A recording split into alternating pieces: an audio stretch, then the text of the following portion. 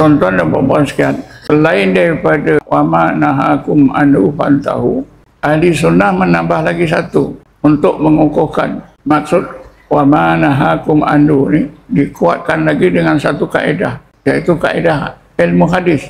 Ini kaedah Quran. Quran menegaskan bahawa apa-apa yang Rasulullah larang itu saja yang tak boleh dilakukan. Tapi Wahabi sudah tukar, kebaikan yang Rasulullah tak contohkan haram dilakukan, akan lari jauh.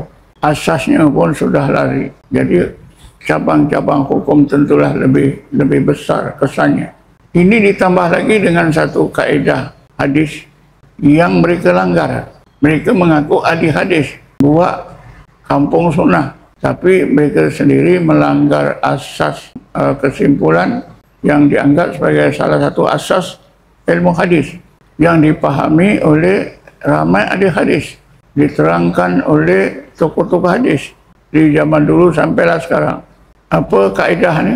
Kaedah dalam ilmu hadis, tuan-tuan. Kalau dalam Quran tadi, apa-apa yang Rasulullah larang, maka hendaklah kita tinggalkan. Tak boleh buat. Kalau buat, berdosa. Haram. Kaedah hadis ini dikuatkan dengan satu kaedah hadis yang terkenal. Apa dia?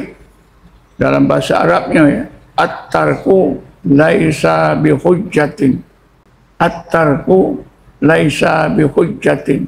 Apa maksudnya? Kebaikan yang Rasulullah tak buat tak boleh dijadikan hujjah untuk mengharamkan perbuatan tersebut.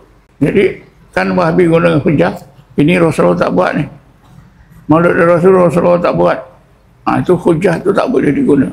Jadi inilah punca penyelewengan hukum hakam di dalam pandangan Wahabi. Pertama, mereka telah meninggalkan ayat Quran wama nahakum anhu fantahu. Yang kedua, ditambah lagi mereka telah meninggalkan, mengenempikan kaedah ilmu hadis at-tarku laisa bihujjatin. Sesuatu kebaikan yang Rasulullah tak lakukan tidak boleh dijadikan alasan haramnya perbuatan itu. Banyak, tuan-tuan. Antara yang besar apa dia? Kitab Quran. Kitab Quran. Quran. Ini Rasulullah tak buat. Zaman Rasulullah, zaman sahabat, Quran semua di dada, ya, hafal. Jadi macam mana? Rasulullah tak contohkan Quran, tak tulis pun. Sebab itu bila sesudah Rasulullah wafat, ada usaha-usaha sahabat nak tulis Quran. Boleh ke? Boleh ke? Boleh ke?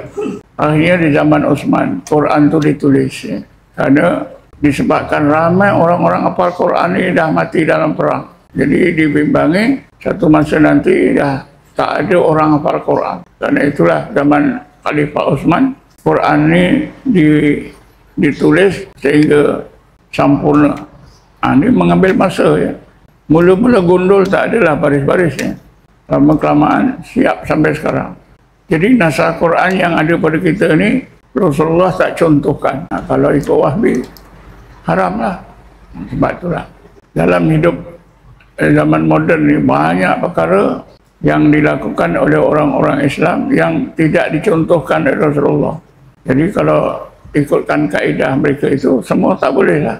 Jadi kesimpulannya, tuan-tuan, itulah, ya, punca utama mengapa pandangan Wahabi dalam bidang hukum hakam halal haram sangat berbeza dengan pandangan mazhab-mazhab yang empat, Hanafi, Maliki, Syafi'i dan Hambali. Tapi mereka mendakwa mereka tidak berfaham Wahabi, tapi mereka mendakwa mereka berfaham Hambali.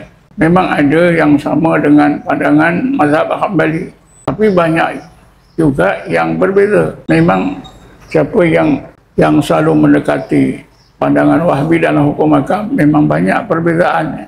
Jadi saya fikir cukuplah pada pagi ini sebagai bekalan penting bagi kita, supaya kita dapat tahu dengan jelas dan yakin perbezaan pandangan Wahabi dengan ahli sunnah wal jamaah dalam hukum hakam fiqh.